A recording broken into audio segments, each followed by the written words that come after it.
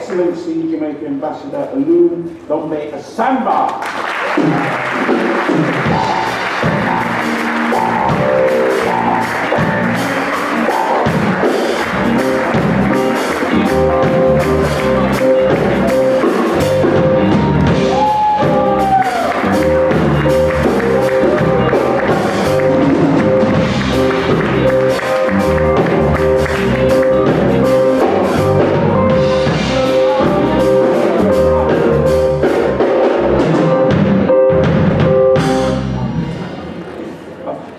I'm just going to call you Excellency. That's all right. Very grand man. Yes. Tell us. Oh. You must get this answer many times. Yes, I married a man. Good start. I have friends who tell me that I married him to get me. And I don't want to take over Jenny's story, but I have a similar story. And I've talked about it too. But that's not what you want to talk about tonight. Well, we want to hear more. Yeah. So tell us where this name came from. And what was your maiden name? My maiden name was Wood. Wood. Okay. Oh, yes. So don't you think that Aloun Ndombet-Assamba sounds just Grand. whereas Aloun Wood? Plus, there is nobody else in the world who will have my name. Grand. Where did your parents come from? Jamaica. If you see me, my sister is up there and she looks Indian. I think that my family is really the epitome of what out of many one people is for Jamaica. Because I have, on my mother's side, they're Indian. They went to Jamaica as indentured servants. On my father's side, we have slave owners, we have slaves, with people who came to Jamaica from the Middle East, the Lebanese and the Arabs and so on. So my family is that mixture. I have 7 brothers and sisters. If you see us all standing up, you see all colors. But then you look at us and you realize that, but they're all related. It's true. So that's it. We're out of many one people. Yeah. What did you have And my sister calls me the white one. When she doesn't like what's going on, she says, oh, it's Aloun, white side of the family. So did you have any kind of a privilege upbringing? No. People look at me and think, that is so, but you never know. In every family you have the poor one and the white one. The poor one and the rich ones. You have the barefoot coolie and the black one. You know what I mean? My family was that. My father was a welder. My mother was a housewife. And we grew up like ordinary Jamaican families, you know, where you have parents who work hard to make sure that the children have a better life than the life that they might have had. And that's it. Well, what was the life that your parents wanted for you? The best life that we could have for ourselves. And I think that they were successful in the sense that their 8 children, with my mom never working outside of the house. But let me tell you, that is harder working. And we grew up knowing that when we got home from school, the doors were always open because she was home. And we had help, but there are certain things my father never did from anybody, which meant my mother had to cook every day. And you go home and the first thing you do is you look around the house and say, Mommy, Mommy, where are you? And she's always there. So that's the kind of family we grew up in. We support each other. At home, the joke is, if you see one wood, look around you because another 2 or 3 are coming. we always had a lot of friends because we took home our friends. But we didn't need the friends because we had each other. When you grew up with 4 girls in one room and 4 boys in one room, granted we had a number of beds in the room, but you get to know your brothers and sisters very, very well. You fight with each other, you love each other, you support each other, and even now, I don't think there's a week that will pass and I'm here and my sister Maria. I'll tell you all this. When I was asked to do this job, I had to discuss it with the family. We had a telephone conference and they agreed that I could take the job. In fact, the Prime Minister, when she told me that she wanted me to do it, she said, I know you're going to have to discuss it with the rest of them, so do it and tell me. And so after we had the conversation about, yes, you can take the job, my brother Charles then says, okay, so who is going to go with her because she cannot go by herself? And it's true, because I don't think I have ever done anything by myself except when I'm married to the man. You have a conference about that? You should hear my brother tell that story, as he did very publicly at my 50th birthday. Okay. He said that, you know, they have to watch her, because every time she go away, she come back with something. Not just the degree. You're actually a qualified lawyer. Yes, I'm a lawyer, and I've been a lawyer for 35 years. Oh, wow. Yes. And is an area that you specialize in? Truthfully, I got into law kind of in a very strange way. I really have a science background in high school, but I got into the University of the West Indies to study agriculture. This was in the 70s, when, you know, Malcolm Mann said we have to feed ourselves, and I got caught up in all of that, and I applied to study agriculture. But when I was finished at sixth form, I was so tired of school that I couldn't go to university at the time. And in Jamaica, we don't have this official gap year that you have here in the UK. I took my own gap year. Actually, I took two. And I went to work at the Kingston Legal Aid Clinic as a volunteer at the time. I got enough money to take me to Spanish Town Road, which is where it was. In those days, you could take the bus to Spanish Town Road and walk around and do things and have lunch and go home. So I was basically a volunteer, and I got to know lawyers. I got to get involved in the law, understand just how society is set up and how law engineers society. And I was forced into applying to the University of the West Indies to study law. And I got in, and I became a lawyer.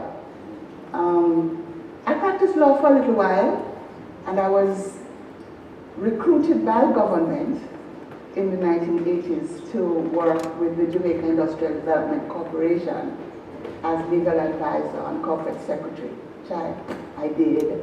And then after that, I was recruited to work in the Kingston Legal Aid, sorry, that was the first job, to work in the City of Kingston Cooperative Credit Union.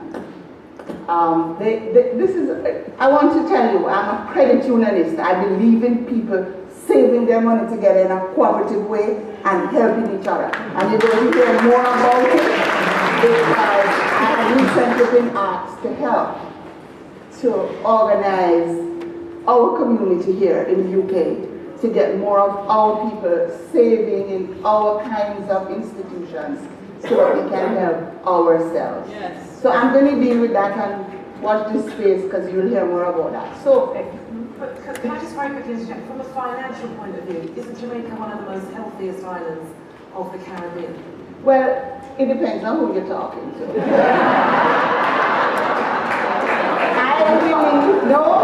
We went through our problems in the 1990s. And you see what the UK did last year with putting in the financial services and putting in the laws and so on. We did that in Jamaica in the 1990s. So we have gone through our fire already, where you had banks fail, where you had the government had to step in and so on. And we did that in the 1990s. So I would say that, and I'm very proud to say that the credit union movement at that time had no fallout. And I'm very pleased with that because at the time I led the largest Caribbean credit union, the largest credit union in the Caribbean. I led it at the time, and we weathered, the credit union movement weathered that storm and came out. So that we had things in place that would have stepped in if there was a credit union that was having problems, for example. So, I mean, that's the long answer to the question, which I would say yes. Now, having said yes, I'll also say that Jamaica is currently in an IMF program and doing well with what the program requires. We have passed the 7 tests. If you know anything about the IMF and borrowing money from international institutions, you have certain things that you have to put in place, and you have to make sure that you do the things that you agree that you are going to do in order to keep going. And we've been able to pass 7 of those, all the 7 tests that we have been required to pass over the period. And so I would say, yes, we are in a very healthy position. Our economy needs to grow. But I think that could be said about most Caribbean Caribbean it could be said about the world. But the reason I bring up Jamaica being healthy, and it's not about the exchange rate. That's not what I'm talking about. No. It is about the fact that, correct me if I'm wrong, was it not NCB that bought out Barclays in Jamaica? So, yes. And we were hearing about those things here. And we heard about how financial institutions in Jamaica were pushing the British money out because they wanted to be a self-sufficient island from a financial point of view. But did that not affect the CARICOM situation? We were talking about Ernie and I were talking earlier about this whole CARICOM thing. All right, there are a couple of things that you have raised. One, NCB, which is a Jamaican bank, bought out Barclays Bank. We also had some other indigenous Jamaican banks, which during the 1990s did not survive. Okay, and but now we have NCB, we have Scotiabank, which is a Canadian bank, and what you need to know is that the Scotiabank in Jamaica makes more money for the Canadian Scotiabank than anywhere else. Eh?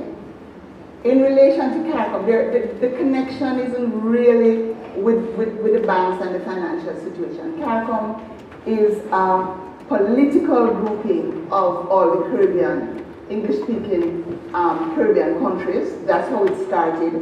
But over time, they have invited the other Caribbean countries like Haiti and the Dominican Republic and Cuba to be observers in CARICOM, and hopefully moving to a space where the Caribbean would become one common area, if not one political area, but certainly having the kinds of connections which are needed. Because when you're small, you are not able to have the kind of economic impact as when you get together as a group. So that's what CARICOM is all about. But I would like to say that our financial sector in Jamaica is very healthy and vibrant. The exchange rate doesn't relate to that. The exchange rate relates to our production and whether we are able to produce enough or we have to spend so much of our money buying outside of Jamaica. So right now, the Jamaican producers, the Jamaica Manufacturers Association, the Jamaica Exporters Association, the private sector organization in Jamaica, and the Jamaica Agricultural Society are encouraging persons to buy Jamaica and build Jamaica. I think it's fair to say that we are coming out of a situation where things were extremely difficult, moving up into being able to one of the good things is that no matter how things are bad, Jamaica has always paid its debts. Jamaica has never reneged on paying its debts. So I think we're moving towards making things better for us. How difficult is it to be, HE here in the UK? Well, first of all, I want to say, I heard you saying that I was High Commissioner here and Ambassador to a number of other countries, to 6 other countries actually. I can do this work, and I have to give credit to the staff of the High Commission. I have to say that they prepare me well for the things that I have to do, and they work very hard. How difficult it is, I work every single day because we have a very large Jamaican diaspora that is spread the length and breadth of the UK, and they have organizations. We probably have about over 200 organizations that are Jamaican organizations. Those are the ones that we know about. I'm sure there are many others who are working in various ways. Some of them started off, in the days of the 1950s and so on, when our people first came here and had to make their own space. So they started off as social clubs. And as people got better and better, they started doing other things, looking outward. A lot of them do a lot of work for Jamaica. They work in areas that relate to education and health and training and helping their school and helping their community and so on. And as High Commissioner, I'm expected to be at most of these events. Some days we have 3 or 4, and other members of the staff have to go. I say to people, if you're having an event, you cannot invite me at the last moment because there are 10 other people who would have invited me already to something else. So it's not that it is hard, it is just that it is a lot of work. When I was coming to this posting, former Prime Minister P.J. Patterson told me that my experience as a Member of Parliament will serve me well here, because in the UK, Jamaicans believe that you are the Member of Parliament for the Jamaicans who are in the UK. A similar, not Member of Parliament in the House here, but a similar role as to what an MP in Jamaica plays. And there is a lot of that.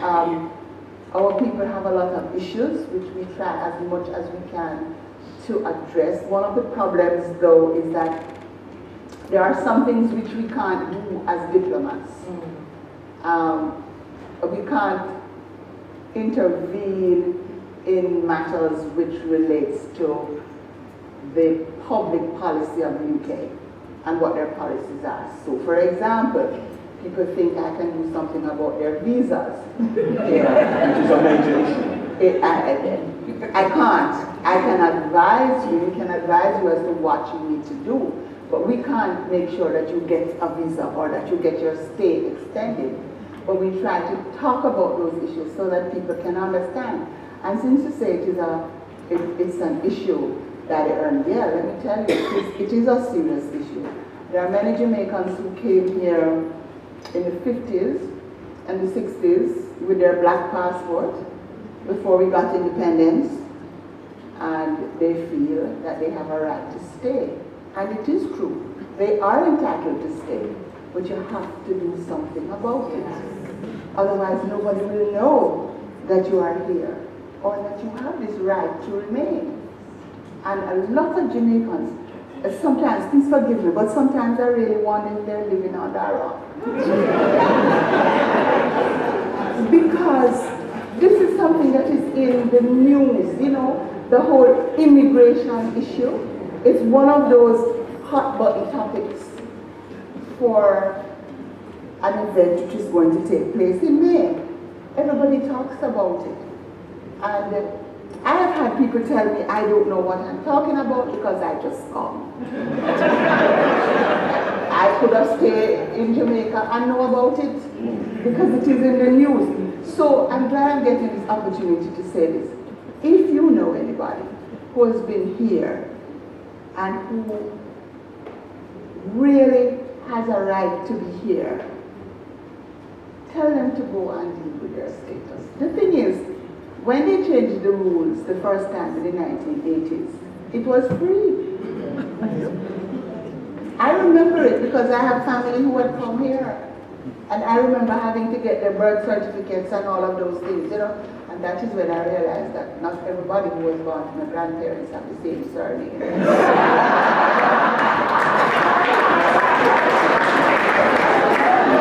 my grandfather went to work on the sugar plantation, his name was Chutkan Mangaroo. And the man who was writing it down, for the pay bill, says, I can't spell that, so you know what, as of now, your name Joseph Black. So, there are some of my aunts and uncles whose name is Mangaroo, and there are some whose name is Black.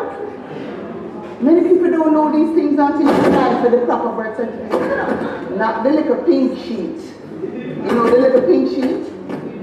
It's not the birth certificate, it's just the evidence that you have been registered. The birth certificate is a long paper, so. And in the 1980s, it was free. And then they started to charge a little administrative fee, they charge 100. I think it was 50 pounds it moved to. And then it move up and move up. Until now you have to get a lawyer to do it.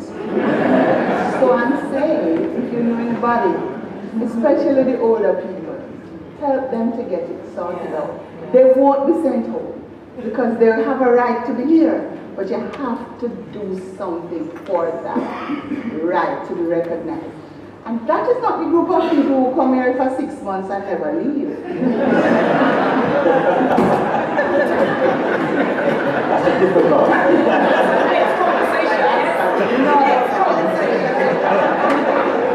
What about those who are here, whether they were born here or not but don't want to stay? I've always said, okay, just because my parents came, don't mean I have to stay. What if I would go to Jamaica, but I would prefer America.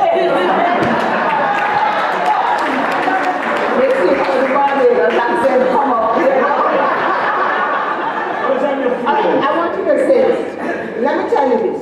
Once your parents or your grandparents are Jamaicans, regardless of where you're born, you're entitled to become a Jamaican. You're entitled to Jamaican citizenship, which is where the birth certificate business come in. Because you will then have to show that entitlement by virtue of your parents or your grandparents' birth certificate. So once you have that, and you can show that, you're entitled to become a Jamaican citizen. And one of the things that I have started since I have come here is a citizenship ceremony, where people who have applied will come and we will sing the national anthem and then we will sign the pledge and I will hand them their citizenship papers and they will come citizens.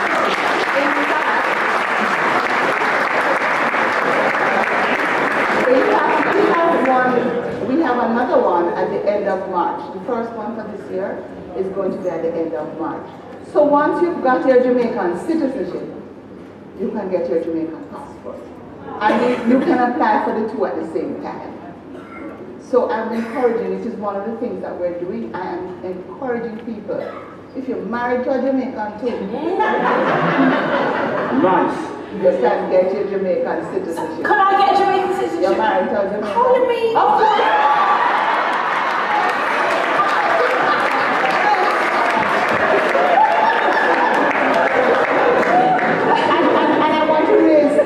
I mean, this other issue I want to raise is it's a very difficult issue, and it's probably for another conversation. But there are many children who are here in the UK who are stateless. Because, remember that second set of people I tell you about? Yeah. Some of them come Come and they have children. And not because you are born in the UK means that you are British. You're only born here. No, I want to say this very clearly. It is different in the USA. And a lot of people feel that it is the same in the UK as it is in the USA. It is not. You might be born here, but they have changed the rules and you are not. So your children could be stateless, but guess what? They can be Jamaicans. And we never tell them no once they can show that their parents or their grandparents are Jamaican. And I have been having a lot of applications for those children. So the answer to that question that you asked me is it hard? Is it difficult? You know, you understand? But guess what? It's very complex. But I'm not the only one dealing with the issues. I have good staff. And I mean, one of the challenges we face is that our building just isn't able to manage the crowd that we have. And it is a listed building, which means we can't just do anything to it. So that is probably the major challenge that I have in order to be able to give the kind of service that we would like to give. But we work on it. We've recently appointed an honorary counsel in Birmingham, and he's taken off some of the load of people. And we also take out of London what we call surgeries, where people can come into different places. Earlier on in March, I was in Bristol with the staff, and we were doing the passport and those services there. We do it in Manchester, we do it in Liverpool, we do it in, so many places that, you know. So we give that service. And then there is, of course, the job that I really am here to do, which is the diplomatic work, which is also sometimes very complicated. And again, just get up and, you know how it is when you have work to do, you put one foot in front of the other one, and when you get home at night, you're so tired that all you can do, I fall asleep on the couch, and my sister keeps saying, get up and go to your bed. But it's exciting work, and I'm very glad I'm here because it's another way of giving service to Jamaica. And just before you go, Chief, this subject of the Queen being removed as the head of state in Jamaica, what's your view of that? My personal view? Yeah. No, I don't have no personal view.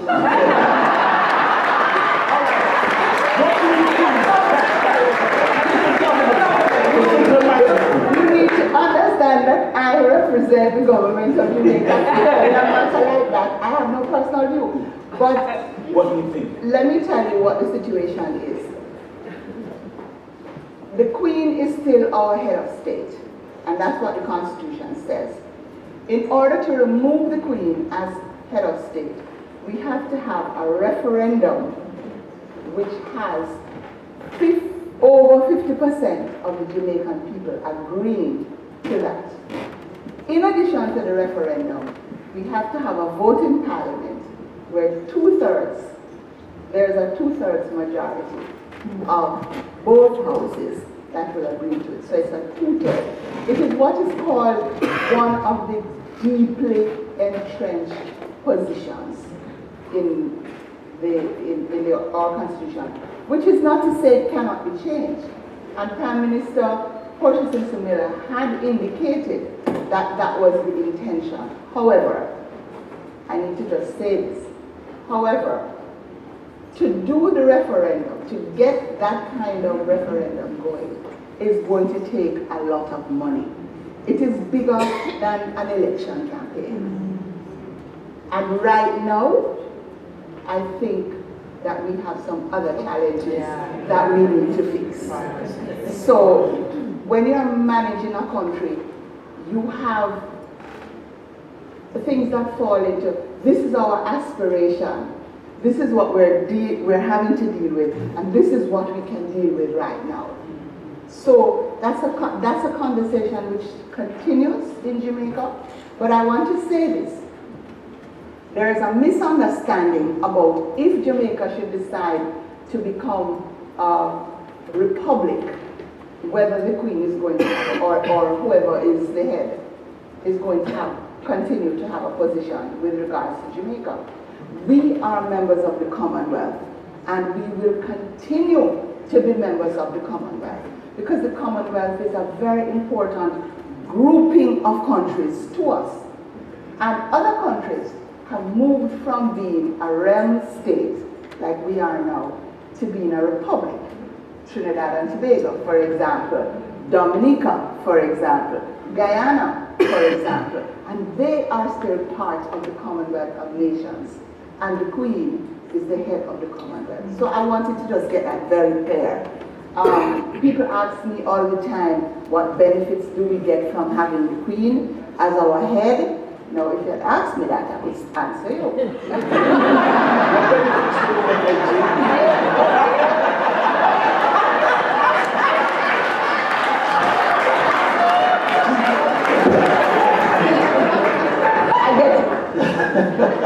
I was going to say I get invited to Buckingham Palace, but I would get invited anyway as a member of the Commonwealth. And as a, you know, there are different levels. I get invited as a REM country, not many of us here. I get invited as a member of the Commonwealth, 53 of us, and then I get invited as a diplomat in London, 200 and whatever, you know. We have a joke that in November or early December, the Queen has this diplomatic dinner, and everything in my line of work goes according to your seniority.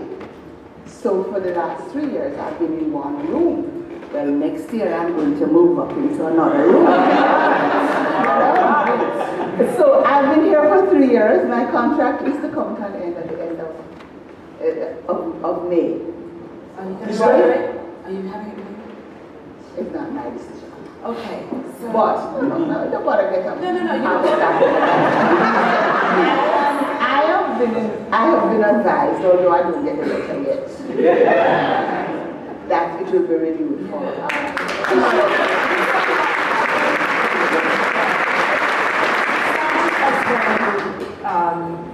you have something to do here in the UK and also that will spread to Ireland and Finland and Denmark. Yes. So from law to High Commissioner. No, there was politics in between. Well, politics in between, but you're going to remain here.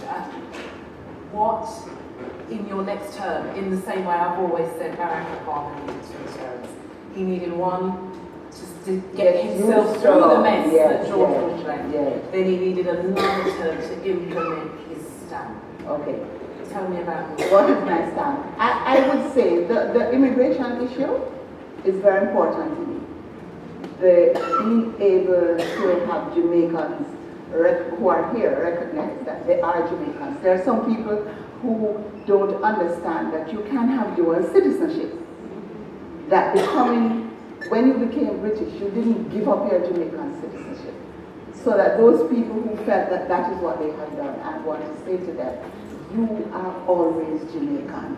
Yes. And I want to say to 3rd, 4th, and now 5th generations that they are Jamaicans. I want to reach out to those Jamaicans. Everybody is Jamaican, you know, everybody wear, well, kind of things. You see the colors? Everybody wear the colors, eh? I want them to not just wear the colors. I want them to buy a piece of the rock. You know that expression? Let me just say it in the only language I know how to say it. No more land, no billion. Buy a piece of the rock. Buy a piece of Jamaica. Invest in Jamaica. There are opportunities. And I want to just, if you don't mind, just to talk about the diaspora conference which will take place in Jamaica in June. This is not just for the UK, it's for the diaspora, Jamaicans all over the world. Every 2 years they meet together in Jamaica to talk about issues that relate to them in the country that they have chosen to live and to see how we can work together. The government of Jamaica is very serious about its policy relating to Jamaicans who live abroad. And this is part of how we get people to begin to talk about it. So please talk to us about it. My email address is HC. It's very easy to remember. It's the first letters of High Commissioner at Jamaican High Commissioner UK.org. .org is the website address. So it's hc@jhcuk.com. And I tell you this, I reply to every single email. I hope you come back and see your second term. stations, all of you. Oh,